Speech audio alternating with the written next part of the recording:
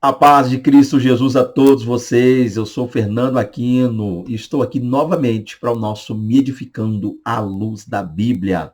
Meus amados irmãos, mais uma lição aí. Desta feita estaremos trabalhando com as lições bíblicas, né? A CPAD, e a gente vai ver aí aquela que é a última lição do trimestre. Lição 13, resistindo às sutilezas de Satanás. Como lidar com essas questões aí. E a gente vai perceber inicialmente que o nosso comentário, ele já inicia-se aí com o textuário lá em Tiago 4,7, dizendo: sujeitai-vos, pois, a Deus, resisti ao diabo e ele fugirá de vós. Veremos também que a nossa verdade prática diz: a submissão a Deus é a forma mais poderosa de resistir ao diabo. Também a nossa leitura bíblica em classe está em Tiago 4, dos versos 4 ao 10. E por fim, nossa introdução dizendo aí: observamos em lições anteriores como a igreja genuinamente evangélica está sob ataque do inimigo. Por meio de várias sutilezas, o diabo tem procurado de todas as formas desviar a igreja do seu propósito e missão para a qual foi formada. Nessa lição, veremos como a igreja pode resistir às sutilezas de Satanás. Para isso, veremos que a igreja só será vitoriosa na guerra contra o adversário se centralizar a vida de seus membros no Cristo ressuscitado. Então, para começar, gente, a gente vai estar falando aqui, né, mais uma lição, mais uma bênção aí. Eu fiz um resumo na introdução, você vai perceber isso aí. Mas nem sempre eu trago todo o conteúdo da revista aqui, a fim de, às vezes, poder ser mais prático no vídeo. Mas o ponto é que a gente vai falar um pouquinho sobre como resistir, como lidar com essas questões ligadas aos ataques do diabo contra a igreja. Como nós, Igreja de Deus, Igreja de Cristo Jesus, podemos resistir, logo lidar com situações tão adversas como essas aí. A gente já começa a lição percebendo o seguinte, que quem é genuinamente evangélico, quem é cristão de verdade, quem se entregou a Cristo e procura levar uma vida em santidade, quem é santificado por intermédio da ação do Espírito Santo e procura viver assim, está vivendo ataque. Isso que é interessante, né? Aqueles que se dizem cristãos, os pseudo-evangélicos, os pseudos-cristãos, estão levando uma vida a levante, tranquila, à vontade. Não há ataque, não há problema, não há briga, porque estão se misturando com o mundo. Mas quem é de Deus, quem vive para Deus, logo está passando uma dificuldade aí. Então a gente percebe por quê? Porque o diabo tem usado de muitas sutilezas para fazer de tudo para desviar a igreja do foco. Um dos pontos mais usados pelo inimigo hoje é desviar a igreja de seu foco. Nem sempre é tirar alguém da igreja, mas às vezes manter a pessoa na igreja, porém com o pensamento contrário àquilo que a igreja deve ter, ensinar e viver. Então está lá, de corpo presente, mas a mente, a alma, o espírito, as ações não estão lá de acordo com a igreja. Uma das estratégias do diabo é essa. E por fim também a gente vai ver nessa lição como é que a gente faz para resistir às sutilezas do diabo. Dito pois isso, vamos começar então vendo aí o primeiro tópico que diz: comprometimento com uma vida centrada em Cristo. Aqui você já passa a entender um pouco do que a gente vai perceber aqui. O que a gente vai fazer aqui, melhor dizendo, professor. Nosso foco aqui é resistir às sutilezas do diabo, de Satanás em si, da pessoa do diabo. Como é que a gente começa fazendo isso? Entendendo que quanto mais nós nos aproximarmos de Deus, por intermédio da pessoa de Cristo, quanto maior for a nossa aproximação de Cristo, logo de Deus, será aí para nós um resultado, resultará para nós força para vencer as ciladas do adversário. Ou seja, se eu pudesse resumir aqui, eu diria: quanto mais próximo eu estou de Deus, mais o diabo se afastará de mim. Por quê?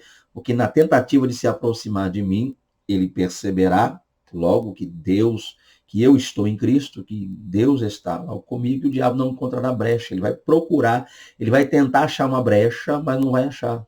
Pedro disse: sede sóbrios e vigilantes, porque o diabo, o vosso adversário, anda ao derredor, bramando como leão, buscando a quem possa tragar. Então ele estava, o diabo, rodeando em busca de alguém que não esteja vigiando. Se não houver vigilância, se não houver uma proximidade, se não houver uma vida em Cristo, o diabo encontra a brecha que queria. Então, se eu estou em Cristo, logo eu estou fortalecido, logo o diabo não vê brecha, não há possibilidade dele entrar. E esse é o ponto. Então, como é que eu começo a resistir às sutilezas de Satanás? Quando eu me comprometo com Cristo, quando eu me aproximo de Cristo. E como é que eu me aproximo de Cristo? Entendendo quem Cristo é. Não há como aproximar-se de Cristo sem entender quem Cristo é, logo o que Cristo fez, o que veio fazer e o que faz em nós. Então, o primeiro passo é esse: eu me aproximo de Cristo. Mas se eu não sei quem é Cristo, então não há proximidade com ele. Então, como é que eu sei quem é Cristo? Vamos lá.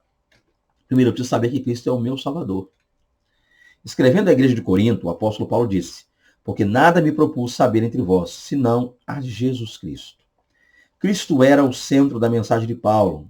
Da mesma forma, Pedro disse, em nenhum outro a salvação, Atos 4:12, Cristo também era o centro da mensagem do apóstolo Pedro.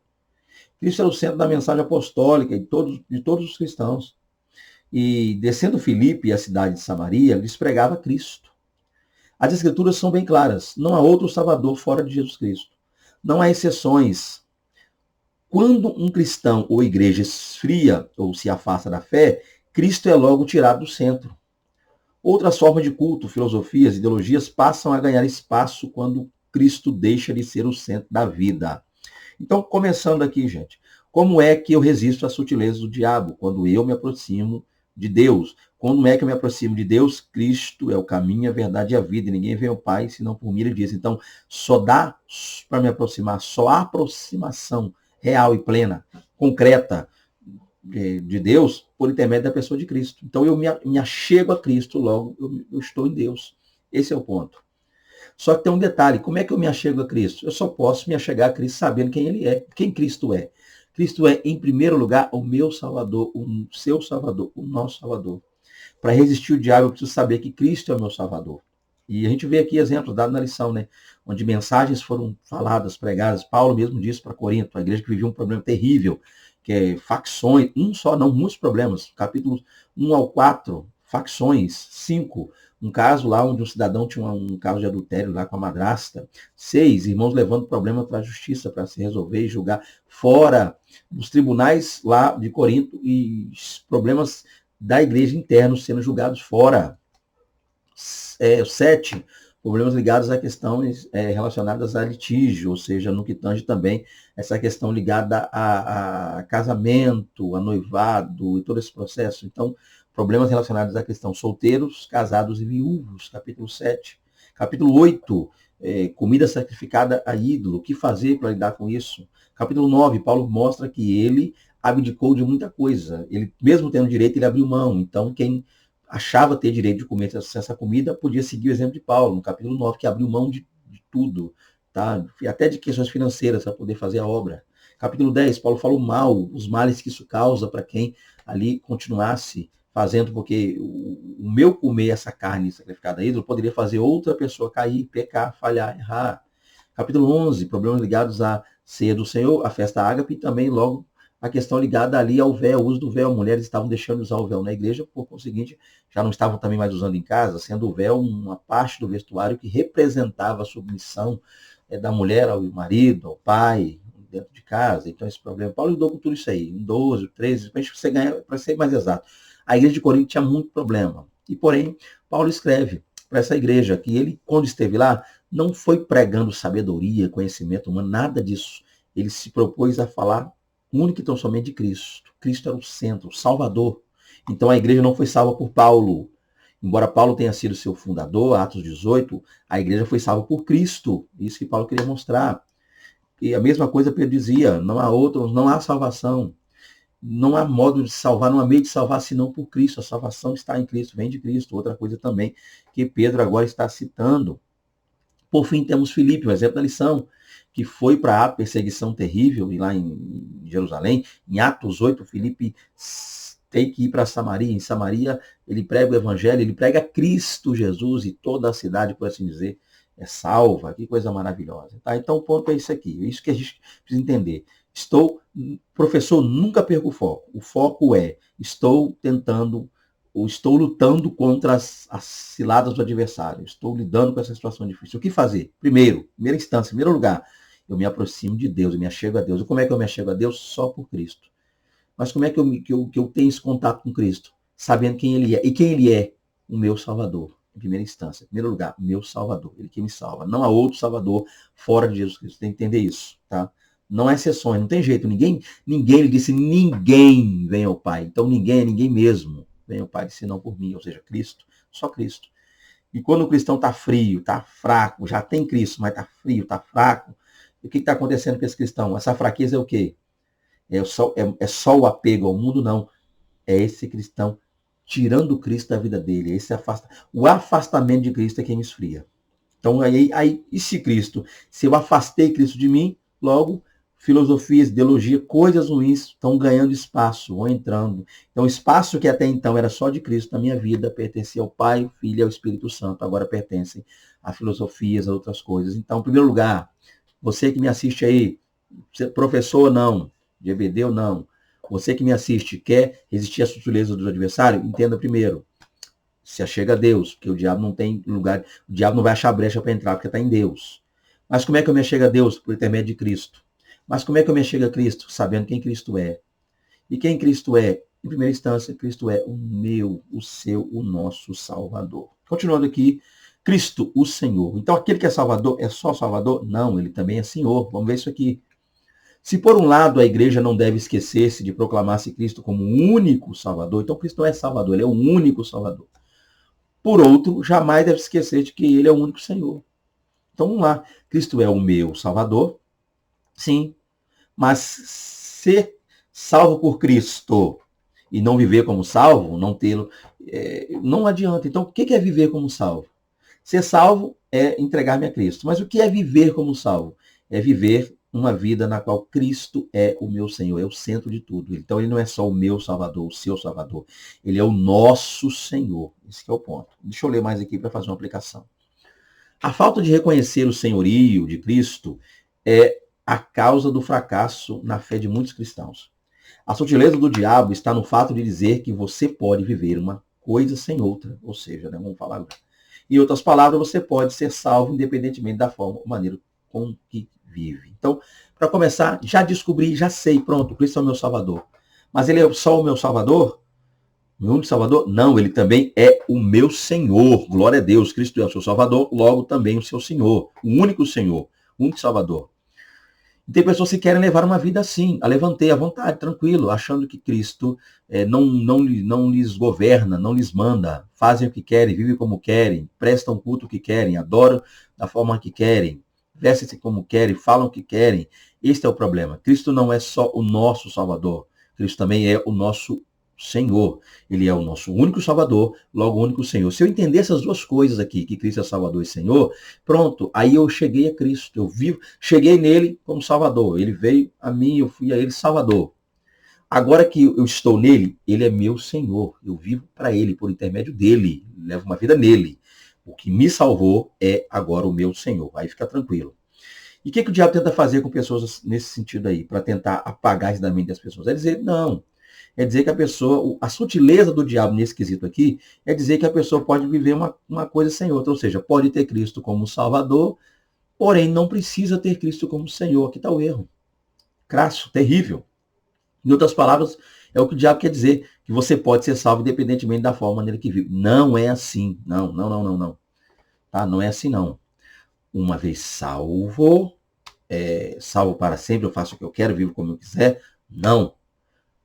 Cristo me salvou, agora eu tenho que viver uma vida na qual ele é também, além de meu Salvador, o meu Senhor. Esse é o ponto. Então, primeiro ponto aí, gente, para a gente não estender demais o vídeo. O que você tem que fazer? Primeiro tópico aí, professor. Como resistir às sutilezas do diabo? Me aproximando de Cristo. Como é que eu me aproximo dele? Entendendo que ele é meu Salvador, meu Senhor. Então, eu me aproximo de Deus. Vai sendo claro, Cristo é Deus, mas Cristo é quem é o caminho ao Pai. Então, se achegar ao Pai depende único e somente de Cristo. Então, eu me aproximo, eu me entrego a Cristo. E como é que esse entregar-me a Cristo acontece? Quando eu entendo que o Espírito Santo agindo em mim me leva a Cristo e Cristo me leva ao Pai. Cristo agora tornou-se meu Salvador e, por conseguinte, o meu Senhor também. Pronto. Uma primeira maneira de resistir às sutilezas do diabo é essa. Aí nós temos um outro ponto, e eu estou baseado na revista. Não que seja uma regra, uma técnica, mas baseado na revista até para ser dinâmico e didático. Estou tentando ser didático para te ajudar aí com a lição, para entender melhor a lição. Então, o segundo tópico está aí, ó, comprometimento com as Escrituras. Então, uma vez que Cristo é o meu Salvador, meu Senhor, estou em Cristo agora, Cristo vai fazer o quê? Cristo, o meu Senhor, me dá uma ordem. Qual é a ordem que o meu Senhor me dá? Para que eu busque na Escritura, para que eu leia a Escritura, para que eu viva a Escritura. Então, o meu Senhor está me mandando me comprometer com as Escrituras. Olha que maravilha. Você pode seguir na sequência aí, professor. Vamos lá. Bíblia, a revelação de Deus. Vamos nessa? Vez por outra, vemos falsos mestres questionando a autoridade das Escrituras e sua atualidade. No entendimento deles, a Bíblia contém a palavra de Deus. Contudo, encontra-se ultrapassada, deixando de falar a linguagem da cultura contemporânea. Assim, há uma tentativa consciente e sistematizada de minar a autoridade das Escrituras. Na verdade, esse ataque é contra as Escrituras como revelação de Deus para o homem. Deixando de ser a revelação de Deus, a Bíblia torna-se um livro meramente humano, sujeito a falhas e, portanto, passível de correção. Convém dizer que a Bíblia é a palavra de Deus. A revelação de Deus ao homem e, como tal, está sempre atualizada. Repito, sempre atualizada. Não é a Bíblia que tem que se ajustar a nós, mas nós nos moldarmos pelas Escrituras. Então, para começar, olha aí, gente. Seguindo uma sequência linear na lição, fica fácil para você, professor, trabalhar. E para você que, de repente, está vendo esse vídeo hoje, aí passou, acredito, a lição, o tempo, mas ainda dá para entender todo o processo dessa maravilhosa lição. É o fato de que me entreguei a Deus, como? Por intermédio de Cristo. O Espírito Santo me levou a Cristo. Me convenceu das minhas falhas, meus erros, minha natureza pecaminosa. Cristo agora tornou-se meu Salvador. Porém, eu estou vivendo em Cristo. O que é viver em Cristo? Viver em Cristo é tê-lo como Senhor. Então, eu vivo agora uma vida onde Cristo é meu Senhor. E o que o meu Senhor me manda fazer? Está aqui, segunda lição, me manda buscar na palavra dele. Eu vou referências que eu vou ter com Deus. Eu preciso conversar, eu preciso falar com Deus. Eu preciso falar com Cristo. Como é que é isso, então? Então eu falo com Cristo através da oração. O Espírito Santo me orienta. Eu falo com o Pai através da oração, usando o nome de Cristo. Tomo base ali para fortalecer ainda mais a minha oração. Para mediar essa oração. Tá? Interessante por quê? Porque aí Cristo, agora eu falo com ele na oração e ele fala comigo através da Bíblia, a palavra de Deus, cujo Cristo é o centro ali no processo. Então, uma coisa que eu preciso entender, que a Bíblia é a revelação de Deus. Deus se revela através da Bíblia. Deus fala comigo, Deus fala conosco, Deus fala contigo aí que me ouve através da Bíblia. Porém, os falsos mestres, usados a saber pelo diabo, estão tentando minar a força da Bíblia. E como é que eles fazem isso? Questionando a autoridade dela.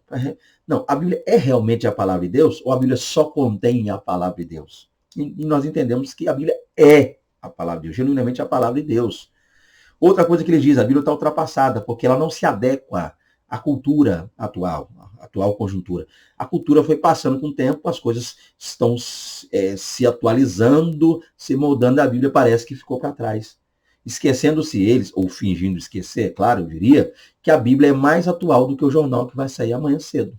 A Bíblia é mais atual do que tudo que se possa pensar. Coisas que estão para acontecer no final do mundo. Já consta, já está na Bíblia. Então a Bíblia nunca precisou, não precisa e jamais precisará ser atualizada. Porque a Bíblia é a verdade de Deus, é a palavra de Deus. Então eles tentam, criam de diversas formas, várias teologias liberais, tá? Críticas literárias, para poder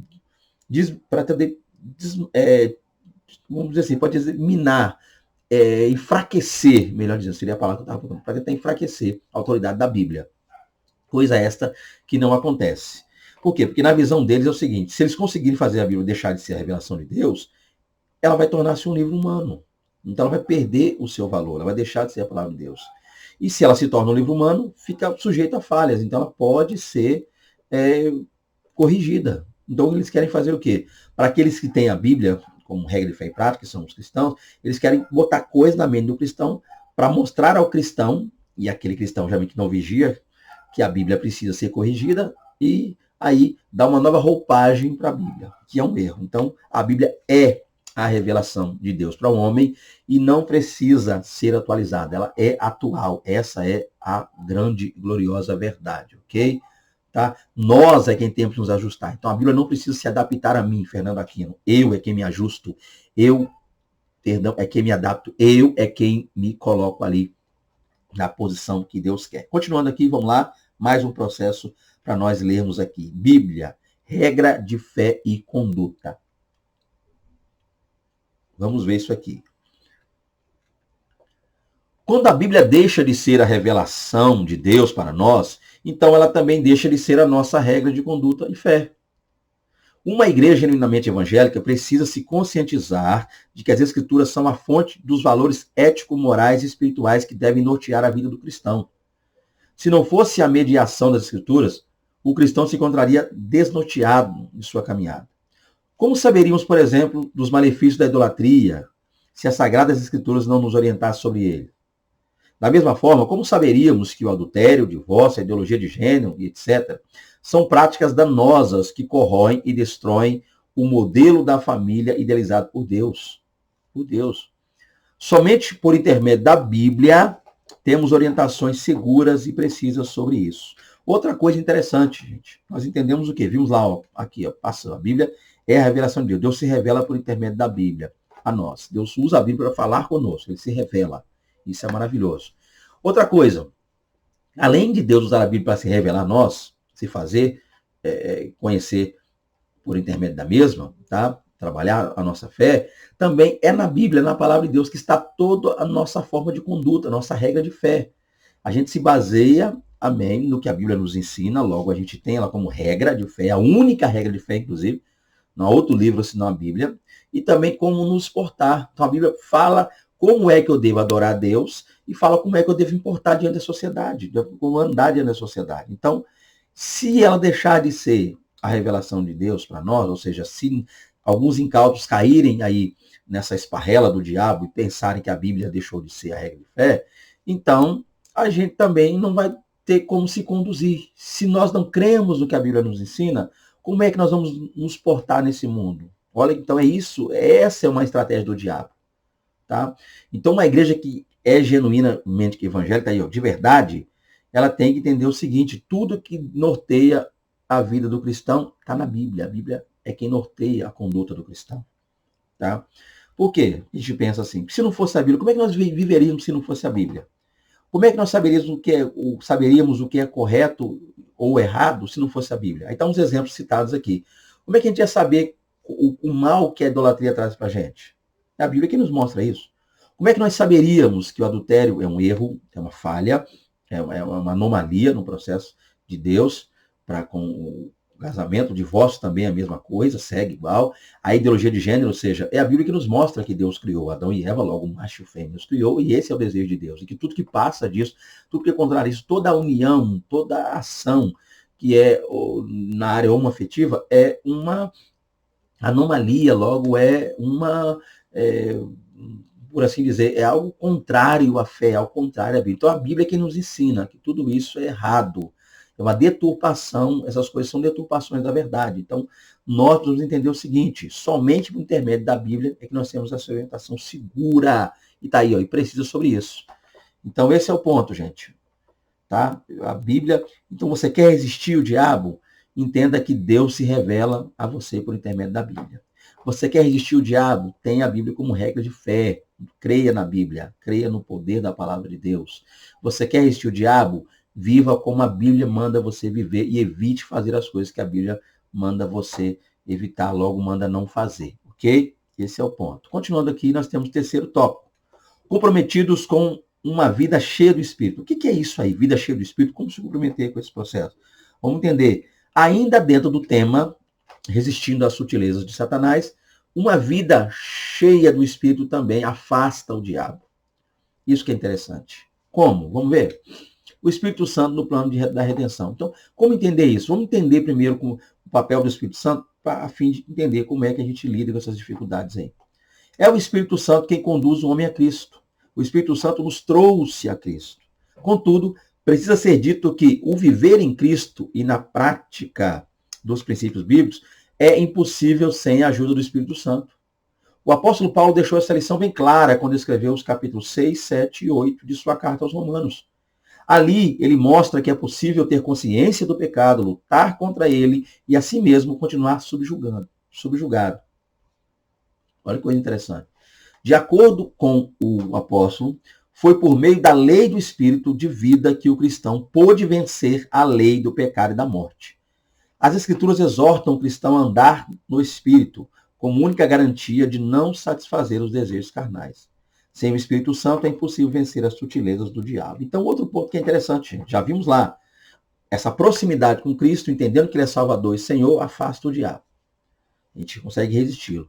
Todos os dias vivendo uma vida em Cristo. E o que é obedecer a Cristo? Viver na palavra.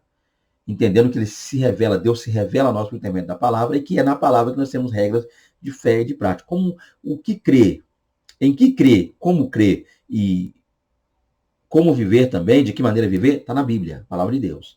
E aí a Bíblia nos mostra também, nos apresenta a pessoa do Espírito Santo. Uma coisa maravilhosa. Que é quem nos garante ali a presença em Cristo, a observância, logo a obediência. Então, uma vida de obediência, toda ela pautada nesse auxílio dado a nós pelo Espírito Santo, afasta também o diabo de nós. Isso é gloriosamente, maravilhosamente abençoador, ler e ouvir isso aqui. Então, o Espírito Santo é aquela pessoa na Trindade, na Santíssima Trindade, que nos aproxima de Cristo, que nos conduz a Cristo, nos leva a Cristo. Ele quem convence-nos de nossos erros, falhas, da justiça, do pecado e do juízo, diz a Bíblia. Ele que nos aproxima de Cristo, tá? Isso é interessante. E aqueles que estão em Cristo foram trazidos pelo Espírito Santo. Então, o que precisa ser dito aqui? É que é impossível a gente viver uma vida de santidade hoje sem com que haja o auxílio do Espírito Santo. Se não houver uma ajuda, uma ação direta do Espírito Santo, ninguém pode santificar. É isso que é interessante. Outra coisa, Paulo deixou claro essas lições ainda, muito clara. Paulo falou nos capítulos 6, 7 e 8 de Romanos. 6, Paulo está trabalhando aquela visão onde alguns pensavam que, já que o pecado me trouxe a salvação, no sentido de que me trouxe a Cristo, quando eu falo trouxe a salvação, me conduziu a Cristo. Ou seja, pecavam e foram convencidos do pecado pelo Espírito Santo, agora são santos, levam uma vida, tá? Então entendiam o quê? Que onde abundou o pecado, superabundou a graça, logo um pecador contumaz acabou tornando-se um cristão para lá de abençoado. Então disseram o quê? O pecado então é coisa boa, o pecado é bom. Se o pecado me apresentou Cristo, logo ele é bom, então vamos viver no pecado. É o que alguns pensavam na carta aos Romanos, e Paulo joga tudo isso por terra, escrevendo no Romanos 6. No capítulo 7, Paulo fala também que não é tão fácil assim, realmente não é tão simples assim lidar com a ação do pecado. Tanto é que ele diz que o bem que eu quero fazer, eu não faço o mal. Aí muitos pensam se Paulo está falando dele mesmo ali, uma experiência particular, se é Paulo que está tentando fazer o bem e não consegue, ou se Paulo está usando um símbolo do cristão, a vida que o cristão leva agora. Então há dúvidas e controvérsias quanto a quem Paulo está se referindo no capítulo 7, mas a mensagem continua. Capítulo 6, não pecar mais, se afastar do pecado. Não pensar que o pecado é bom por ter conduzido à salvação, a Cristo. Não, o pecado é ruim, se afasta do pecado. No capítulo 7, entendendo que realmente, ainda que a gente lute, o pecado ele exerce uma influência sobre nós. A gente tem que ficar atento quanto a isso. E no 8, como é que a gente vai vencer tudo isso? Com a ajuda e com o auxílio do Espírito Santo. É isso que Paulo fecha o capítulo 8, dizendo que o Espírito Santo é quem nos auxilia, 8 de Romanos, para vencer o pecado, para lidar com essa tristeza, luta que é o pecado. Então, ali ele mostrou que é possível ter essa consciência de pecado, né? Ou seja, a gente tem consciência de pecado, capítulo 6 e 7, que luta contra ele, capítulo 7, a luta diária. E, por fim, né, ainda assim, o Espírito Santo subjugando o pecado em nós e nos ajudando a vencer, tá, todos os dias. De acordo com Paulo, né, foi por meio do Espírito Santo que a vida do cristão ele pôde vencer a lei do pecado e da morte. Então, é isso que Paulo foca lá em Romanos 8. Resumindo, gente, o Espírito Santo de Deus nos auxilia, nos ajuda, nos dá força para continuar caminhando no Evangelho, vencendo as lutas, vencendo as adversidades. Logo, sem o Espírito Santo é impossível a gente vencer a sutileza do diabo, ok? Continuando então, 2, a vida cheia do Espírito. Então, já que a gente já sabe quem é o Espírito e a atuação dele no plano salvífico, tá? No plano de redenção, nós agora passamos a viver então uma vida cheia do Espírito. Vamos ver isso aqui? Há uma obra do Espírito no interior do cristão que o santifica para Deus. Podemos dizer que essa é uma obra consagradora do Espírito. Fomos purificados do pecado pelo sangue de Cristo e temos o Espírito Santo presente em nós, que nos permite viver uma vida santa em um mundo de impurezas. Essa capacitação para a santidade permite ao cristão viver uma vida cheia do Espírito diante de um mundo hostil. Contudo, há também uma obra capacitadora do Espírito Santo. Essa capacitação diz respeito à habilitação do crente para ser uma testemunha eficaz de Cristo no mundo, bem como viver vitorioso no Espírito. Então vamos lá, gente. Dentro dessa obra do Espírito, a gente passa a viver o que chamamos de uma vida cheia do Espírito. Então é uma obra que ocorre no interior, do crente, no nosso interior. Dentro de nós ocorre uma obra do Espírito Santo, está nos capacitando todos os dias, tá? Nos habilitando, nos fortalecendo. Ele nos consagra, ele nos santifica. Então é uma obra santificadora, em que o Espírito Santo vai nos purificando. Isso que é interessante. A gente foi purificado pelo sangue de Cristo e o Espírito Santo presente em nós nos dá força, nos permite viver essa vida em santidade e nos afastar das impurezas, nos afastar do que é contrário a Deus. Isso é que acontece em nós. Então, ele nos capacita, permitindo viver uma vida cheia, tá? Uma vida é possível andar cheio do Espírito, mesmo num mundo terrível como esse, como Daniel andou na Babilônia, como José andou dentro do Egito. Então é possível, como Cristo andou nesse mundo pecaminoso, sem com que o pecado exercesse influência sobre ele. Então é possível viver e levar uma vida de santidade, porque o Espírito Santo hoje nos capacita, glória a Deus, a fazê-lo. Então essa capacitação, o que é essa captação? Essa capacitação, ela é uma habilitação, ele nos habilita para quê? Para sermos testemunha de Cristo. Isso que é interessante. Uma vida vitoriosa, a gente recebe essa capacitação do Espírito para testemunhar de Cristo. Então, viver em Cristo, por intermédio do Espírito, é uma forma maravilhosa de afastar o diabo, de resistir o diabo. Vimos lá, então, que viver em Cristo, tendo Ele como Salvador, logo como Senhor, o diabo se afasta de nós. Como Senhor, Cristo nos manda ler a palavra. Então, essa proximidade com a Bíblia, como ela genuinamente é, entender a Bíblia realmente, afasta o diabo. O crente que tem Bíblia na vida, Bíblia, eu não estou dizendo aí essa turma que diz que tem, não tem, fala que é, chegou a melhor parte do culto, a hora da palavra, dá 10 minutos para o pregador e 2 horas para quem está cantando. Não estou falando dessa turma aí não, estou falando daquele que busca mesmo na palavra.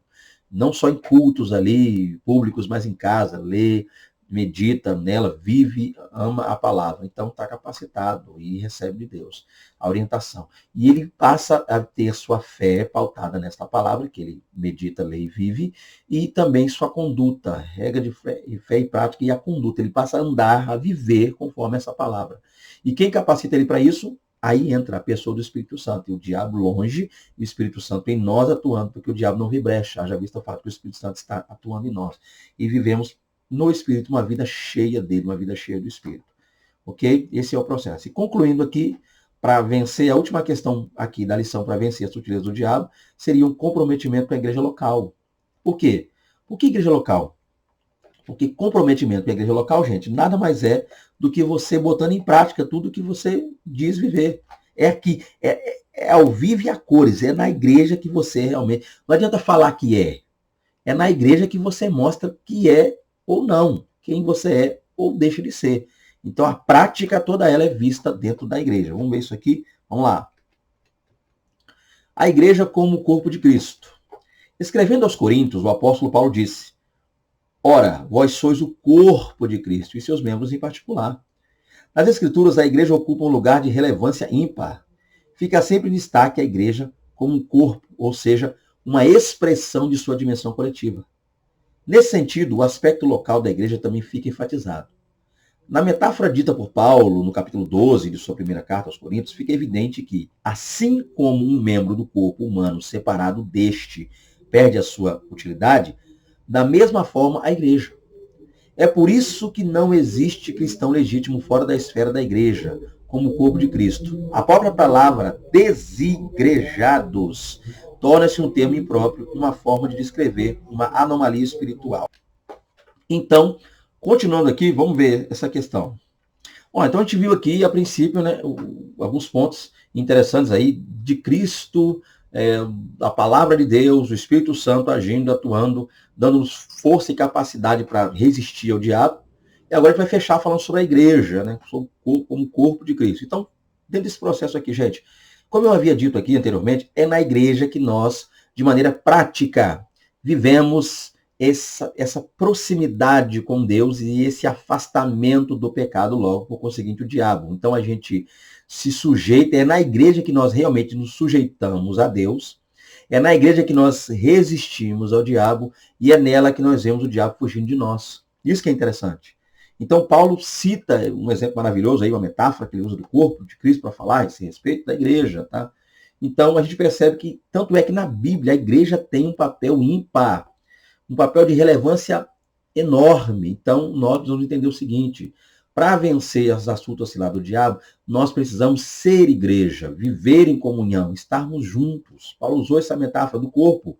Né? Nós somos o corpo de Cristo, com vários membros e com funções diferentes, mas todos cooperando, ajudando entre si. Essa unidade do corpo de Cristo que é interessante. Tá? Então, é por isso que todo cristão que é legítimo, um verdadeiro cristão, ele está inserido no corpo de Cristo. Só é cristão quem realmente está inserido no corpo de Cristo. Você pode perceber, tanto é que a lição fecha falando aqui essa parte. A própria palavra desigrejado é um termo impróprio, uma forma de descrever a anomalia espiritual. O que é um desigrejar? Desigrejar-se é sair da igreja. Desigrejar-se, sair da igreja, deixar de ser igreja, estar fora da igreja. Então, nós vamos entender uma coisa. A igreja é o corpo de Cristo. E nós, juntos, como membros desse corpo, temos que viver em comunhão. Então, não compensa, não vale a pena nós nos afastarmos, logo desigrejarmos. E quanto mais nós desigrejamos, mais o diabo vê brecha para entrar, logo se aproximar. Então, caminhando para o final, o segundo tópico diz aí, o segundo subtópico, melhor dizendo, sendo mais exato. O lugar e a importância de cada membro na igreja. Então, a gente já sabe que a igreja, ser igreja, é pertencer à igreja, ser igreja é uma forma tremenda de pôr em prática essa resistência ao diabo, ok? Então, lendo aqui, a palavra igreja, né, eclésia, do grego, jamais deve significar templo. Então, a palavra igreja jamais, nunca deve significar templo. Um templo pode ser a estrutura arquitetônica onde a igreja se reúne. A igreja, portanto, não é um prédio feito do aglomerado de concreto, tijolos e areia. Ela é o corpo de Cristo. Como corpo de Cristo, ela possui seus membros. Ela também não é um ajuntamento de pessoas em que ninguém sabe precisamente qual é a sua função no corpo. Biblicamente, cada membro da igreja, assim como o corpo humano, possui seu lugar e função para exercer. Um desigrejado é alguém que, por alguma razão, não conseguiu exercer sua função de membro no corpo de Cristo. Então, a gente está vendo aqui que o lugar, a igreja em si, ela é de extrema relevância e importância. E dentro dessa igreja, cada um membro tem também a sua importância, tem o seu papel, sua posição, seu papel, logo sua importância. E nós precisamos entender isso. E a gente não pode fazer é confundir igreja com templo. Templo arquitetônico, físico, é uma coisa. A igreja não é o templo. A igreja somos nós, os servos salvos de Cristo ao redor do mundo. Isto é a verdade bíblica. Esse é o ponto a ser entendido. E nós, como servos salvos, nós somos o corpo, cada um desempenhando a sua função. Assim como o corpo tem seus membros, o corpo de Cristo, a saber, a igreja também tem os seus membros. Tá? Isso que é interessante. E não é só um ajuntamento, não é só pessoas juntas aglomeradas sem saber o que fazer, perdido, não. Tem toda, assim como cada membro do corpo, olha aqui a minha mão, ó, cada membro tem a sua função específica no corpo, temos nós também nossas funções específicas na igreja. Isso que é interessante. Tá? Isso que é maravilhoso. A gente tem a função e um lugar específico no corpo e uma função específica. Um desigrejado é alguém que, por alguma razão, não conseguiu exercer. Então, de repente, alguém que tentou ser igreja, por um motivo ou outro, não conseguiu, não alcançou o que deveria alcançar, ou muitas vezes até por um problema que talvez a pessoa julgue até ser oportuno, necessário, louvável. Não sabemos o que motivou, ou o que motiva todos a deixar a igreja. Muitos são os motivos, eu não teria tempo de falar aqui. Mas ainda assim, se o problema é com uma congregação, há outras. Vamos começar de cima para baixo. Se o problema é com uma convenção, há outras. Uma denominação, há outras. Há uma localidade específica, há outras. Uma liderança específica, há outras. Um irmão específico, um crente próximo, há outras igrejas, outros lugares, outros templos para se reunir. Não sei, mas nada justifica nós abandonarmos Cristo. As pessoas erram conosco, a gente põe a culpa em Cristo. Né? Aquela velha história. Por que você saiu da igreja? Que mal que Deus te fez? Nenhum. Deus não te fez mal nenhum. Tá? Então fica aí, gente. Mais uma lição, concluindo aqui, para a gente ler já e fechar. Vamos lá. Mais uma lição abençoada aí. Chegamos ao final desta lição e do trimestre. Nosso propósito foi mostrar os ataques sutis de Satanás contra a igreja e destacar as estratégias para o povo de Deus permanecer firme na resistência contra o adversário. Sabemos que os dias são difíceis, mas o Espírito Santo guia e o Espírito Santo é o guia e auxiliador da igreja. Vamos lá então, fechando.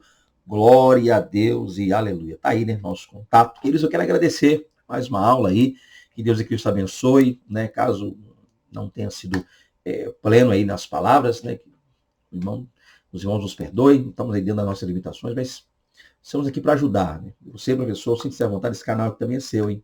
Você é aluno também de EBD, você que ama EBD assim como eu, esse canal é seu também. Fique à vontade para compartilhar, comentar e nos auxiliar quanto a qualquer coisa a ser feita aí. Está aí nosso contato, para quem desejar contactar-nos, está aí. Mais uma vez, vou deixar aqui na tela para você ver melhor. 27, meu estado, porque falo do Espírito Santo, 99930-8767 é o nosso WhatsApp. Dúvidas, qualquer coisa que você precisar, e conte conosco. Querendo contactar-nos a estar com vocês para pregar, palestras, encontros de casais, só falar conosco, tá? Conferências bíblicas, CAPED, seminário teológico, sinta-se puro e plenamente à vontade. Até para tirar alguma dúvida, se tiver meu alcance, sinta-se à vontade de fazê-lo aí, tá? Deus abençoe a todos, fique com Deus, até a próxima aula, em nome de Jesus, a paz do Senhor Jesus, a paz do Senhor Jesus, amém.